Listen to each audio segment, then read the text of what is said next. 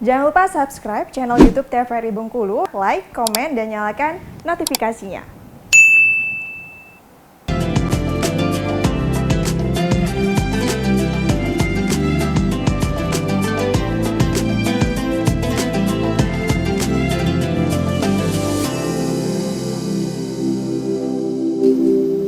Baik pemirsa, kembali di Mutiara Ramadan TVRI Bengkulu untuk sore hari ini, edisi hari ini pemirsa Minggu 9 April 2023 tentunya dengan tema kita mengenai pahala membaca Al-Quran selama bulan suci Ramadan tentunya. Dan untuk narasumber kita masih bersama Bapak Al-Ustadz Adi Sucipto. Nah tadi ada pertanyaan mengenai bagaimana hukumnya tentunya untuk kita membaca Al-Quran melalui smartphone atau juga handphone kita. Selain kita tahu bahwa Al-Quran itu ada bentuk wujudnya ya Pak Ustadz ya. Mushaf ya. Ya mushafnya. Nah, diperbolehkan tidak kita untuk membaca Al-Quran selain dari mushafnya tersebut? Silakan Pak Ustadz. Baik, seiring perkembangan zaman, teknologi merambah ke sektor kehidupan, termasuk juga dalam hal keagamaan. Maka di sini kita lihat sekarang sudah ada namanya aplikasi Al-Quran Android. Al-Quran Android. Al-Quran Android, dan itu banyak sekali ya kalau kita lihat di aplikasi, dibuka Al-Quran maka muncul berbagai macam bentuk ya aplikasi-aplikasi berkaitan dengan Al-Quran. Tentu Islam memandang ini sesuatu yang sangat efektif. Mengapa? Karena dimanapun kita berada, dimana kita megang handphone, kan sekarang semuanya, iya betul. Sampai anak SD pun megang handphone sekarang. Ya. Jadi dimanapun dia berada, ada di sana mudah untuk dibuka, yaitu Al-Quran Android. Kemudian ketika kita membacanya, apakah boleh? Tentu dalam aplikasi dalam sebuah smartphone itu sangat diperbolehkan apabila kita menginstal aplikasi Al-Quran Android untuk dibaca pastinya, bukan untuk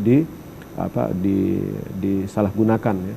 Artinya ketika kita dimanapun berada kita, baik itu di kantor, di rumah, dalam perjalanan, sehingga kita saat ingin membaca Quran lebih mudah untuk membacanya karena Al-Quran ada di HP kita, di gadget kita. Nah, kemudian pahalanya bagaimana? Tentu sama pahalanya ketika kita membaca Al-Quran di mushaf dan juga Al-Quran di Android ataupun di smartphone. Cuman keutamaannya tentu berbeda.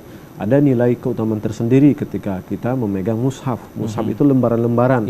Lembaran-lembaran yang tersusun, dia menjadi sebuah kitab dari surah Al-Baqarah sampai dari surah Al-Fatihah sampai surah An-Nas gitu ya. Dan itu harus kita jaga. Dan timbul pertanyaan Bang Fahmi, apakah boleh kita membaca Al-Qur'an memegangnya ya di handphone tersebut ya seperti ini ya. Ya, pemirsa. Apakah ketika seseorang misalkan dia haid gitu ya. Iya betul. Kan bahwa Al-Quran suci, dalam Al-Quran kan dikatakan la yamassuhunna ilal mutahharun, tidak boleh memegang mushaf itu Al-Quran itu kecuali dia telah suci. Sekarang pertanyaannya, apakah ketika wanita yang haid boleh memegang smartphone seperti ini yang ada Al-Qur'annya di sini? Itu diperbolehkan. Jawabannya diperbolehkan. Alasannya Pak Ustaz? Alasannya dia tidak termasuk mushaf. Oh iya. Ya, mushaf itu lembaran-lembaran tadi yang itu tidak boleh dipegang. Tetapi apabila dia membacanya diperbolehkan, termasuk juga membaca di Al-Quran Android seperti ini. Jadi pahalanya juga sama. Karena ketika kita membaca Al-Quran ya, baik itu tanpa Android, ketika kita menghafalnya, kemudian kita membacanya, itu sudah dapat pahala. Termasuk kita membaca di mushaf Quran ataupun di Al-Quran Android tadi. Baik. Nah, baiknya Pak Ustadz, kita membaca Al-Quran di Android atau di mushafnya? Bergantung. Kalau baiknya menanya mana yang lebih utama, tentu memegang mushafnya, ya, memegang mushafnya. Tetapi barangkali di antara kita karena efektivitas kegiatan, waktu dan lain-lain, barangkali Al-Quran itu tidak kebawa ya. Iya gitu. Karena mungkin di antaranya dia berupa mushaf, tentu di situ menambah fasilitas barang ya. Gitu.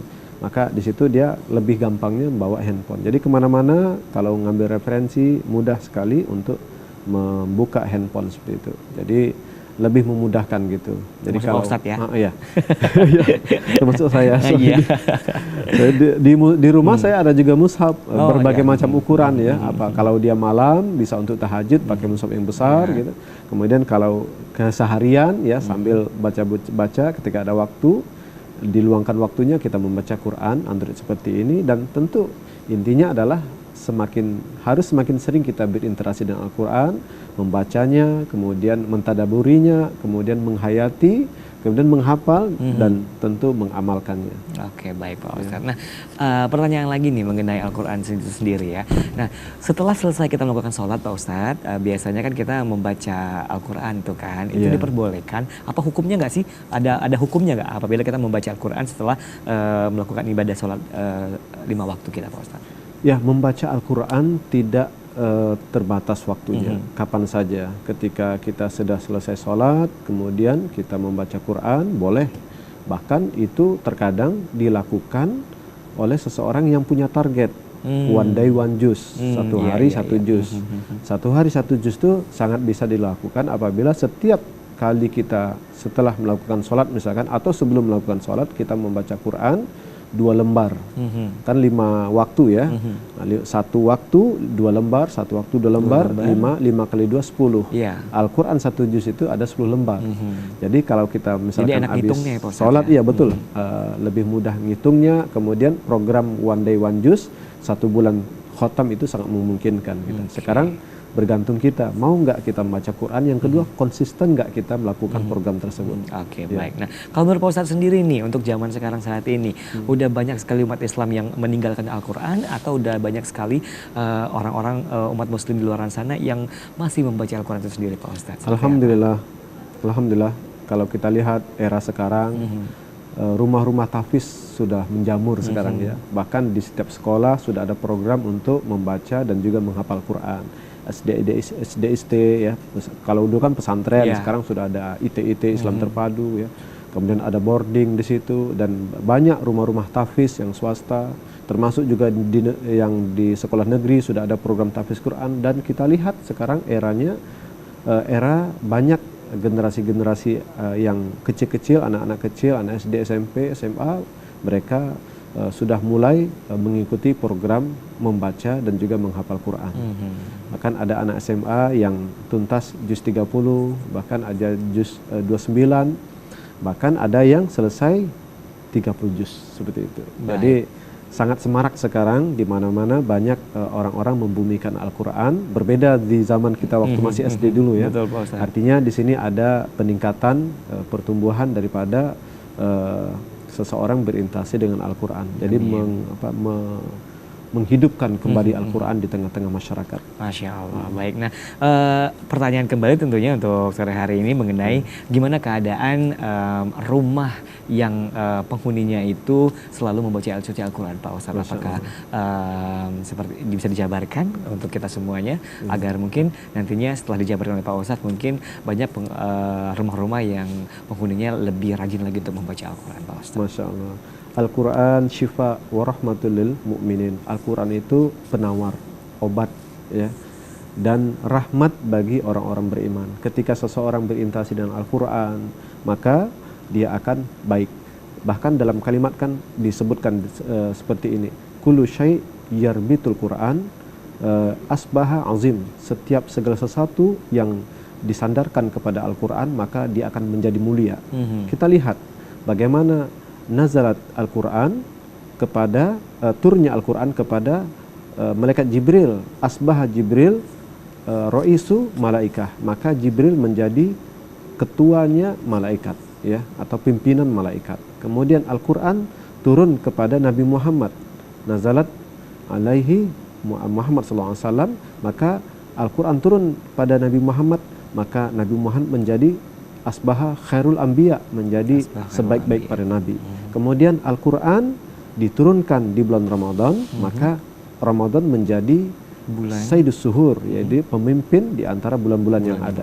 Kemudian Al-Quran turun kepada umatnya Nabi Muhammad, maka umatnya menjadi khairu ummah karena Al-Quran tadi. Maka umat Muhammad menjadi umat yang terbaik di antara umat yang lainnya. Kemudian apabila Al-Quran itu turun di suatu malam, maka malam itu menjadi malam khairu layali, menjadi malam yang terbaik yang disebut dengan malam qadar karena turunnya Al-Quran. Maka dari itu apabila kita berinteraksi dengan Al-Quran, maka akan membentuk diri kita menjadi sebaik-baik insan. Amin. Maka dari itu ketika kita membaca Al-Quran, baik itu di rumah, di kantor, dimanapun kita berada, maka keberkahan tak akan mengalir, akan bertaburan di mana-mana. Apalagi kita membaca Al-Quran di rumah. Bahkan Nabi SAW pernah mengingatkan, di dalam rumah tersebut nggak pernah dibacakan Quran, tidak pernah dibacakan zikrullah di situ, maka rumah itu seperti kuburan. Seperti kuburan. Ya, kuburan kan kalau kita datang ke kuburan sepi ya. Ya, begitu juga rumah yang tidak dibacakan di dalamnya Al-Quran, dia seperti kuburan. Artinya sunyi sepi, ya. Bahkan kuburan itu paling banyak setan yang di sana. Maka dari itu kita tidak ingin menjadikan rumah kita seperti rumah kuburan. Untuk itu mari pemirsa Mutiara Ramadan dimanapun kita berada, adik sanak semuanya, mari kita membaca Al-Quran. Jadikan rumah kita menjadi rumah yang senantiasa di dalamnya dibacakan Al-Quran, dan insya Allah keberkahan, kebaikan-kebaikan Allah akan timpakan kepada kita, termasuk pada istri, suami, anak, harta, dan berkah untuk rumah kita. Amin amin ya rabbal alamin. Nah itu dia pemirsa di rumah, tentunya untuk kalau kita membaca Al-Quran di rumah dan akan memberikan keberkahan yang luar biasa bagi kita semua dan juga penghuni-penghuninya ya Pak Ustadz. Ya, kita akan jeda iklan kembali tentunya untuk di Mutiara Ramadan TVRI Bengkulu kali ini. Jangan kemana-mana, tetap bersama kami di Mutiara Ramadan TVRI Bengkulu.